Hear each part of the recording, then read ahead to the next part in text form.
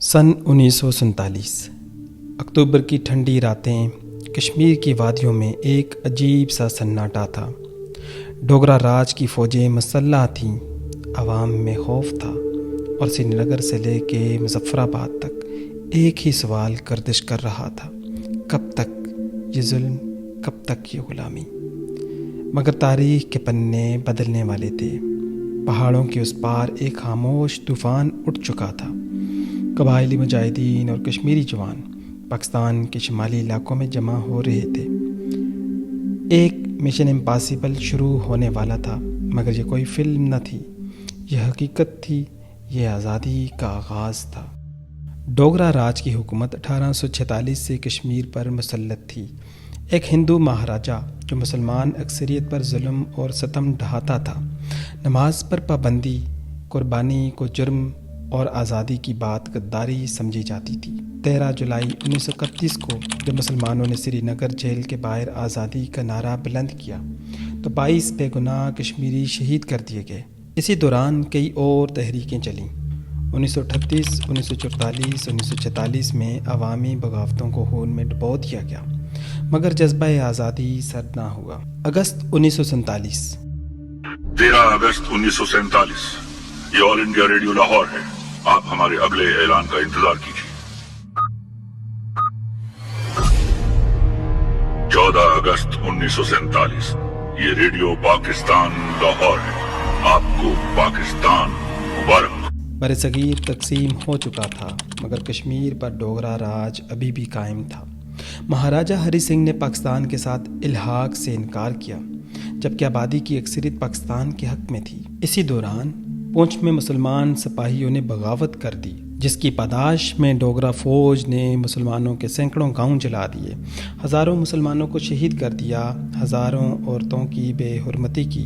یہ ظلم اس قدر پھیلا کہ پاکستان کے قبائلی علاقوں تک بھی اس کی آوازیں گونجنے لگی۔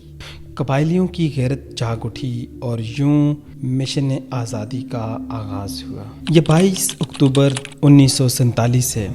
فجر کے بعد قبائلی لشکروں نے اپنا سفر کشمیر کی جانب کیا۔ یہ قافلے درہ دیر، باجوڑ اور شمالی وزیرستان سے نکلے تھے۔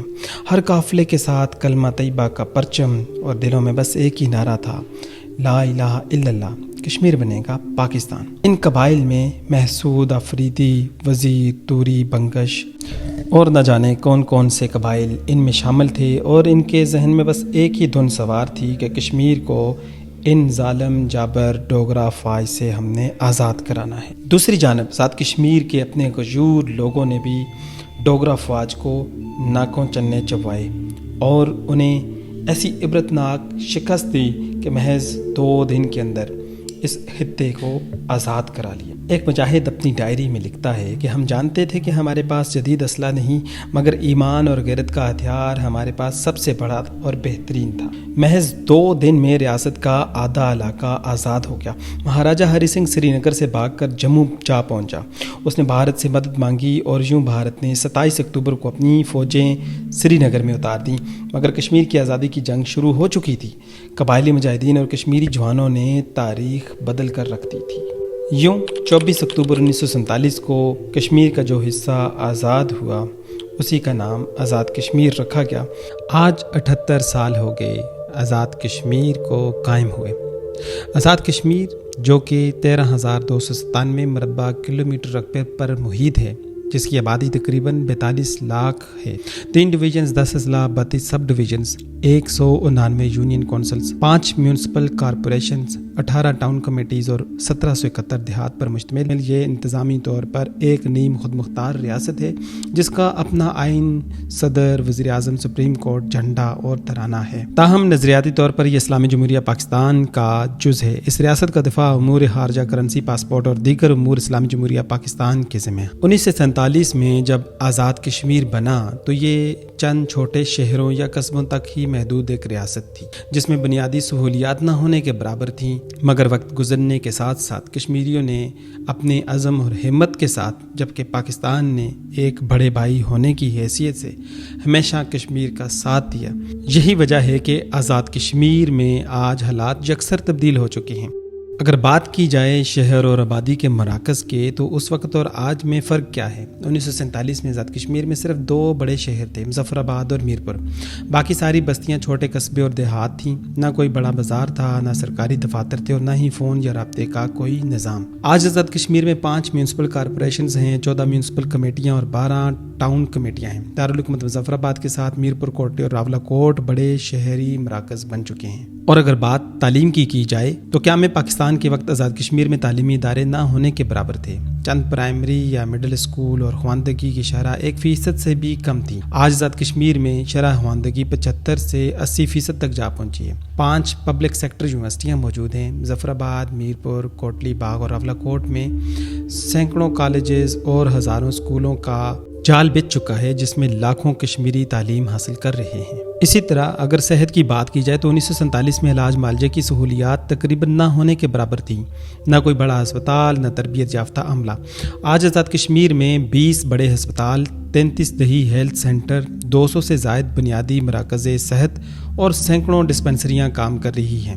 ماں اور بچی کی صحت، حفاظتی ٹیکوں اور دیگر پروگراموں میں نمایاں بہتری آ رہی ہے۔ اور اگر بات کی جائے انفراسٹرکچر کی تو اس وقت صرف کوہالہ تا چکوٹھی کی ایک ہی روڈ تھی جو کہ نیم پختہ تھی، باقی سب راستے کچے تھے اور زیادہ تر سفر جو ہے وہ پیدل ہی طے کیا جاتا تھا۔ جبکہ آج آزاد کشمیر میں سڑکوں کا ایک وسیع جال بچھ چکا ہے۔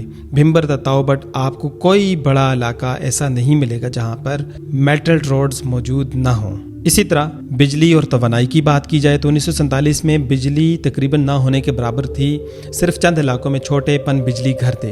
جبکہ آج آزاد کشمیر میں منگلا ڈیم اور نیلم جہلم جیسے بڑے منصوبے موجود ہیں، جس سے نہ صرف آزاد کشمیر کی عوام بلکہ پاکستان کی عوام بھی مستفید ہو رہی ہے۔ جبکہ منگلا ڈیم کے متاثرین کو انگلینڈ کے اندر ان کی آبادکاری کی گئی، جس کے نتیجے میں آج اس خطے کے لوگ انتہائی خوشحال ہیں، بلکہ وہاں سے جو وہ فارن ریمیٹنس بھیجتے ہیں پاکستان میں، اس کے نتیجے میں خود پاکستان کی اکانومی کو بھی کافی فائدہ ہوتا ہے۔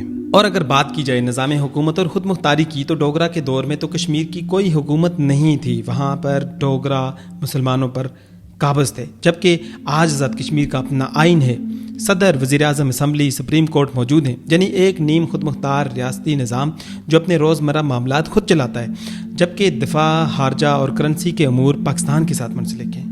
اگر آپ کو ہمارا یہ معلوماتی ولاگ پسند آیا تو اسے دوسروں کے ساتھ ضرور شیئر کیجیے گا۔ اپنا بہت سارا خیال رکھیے گا۔ کشمیر زندہ باد، پاکستان پائندہ باد۔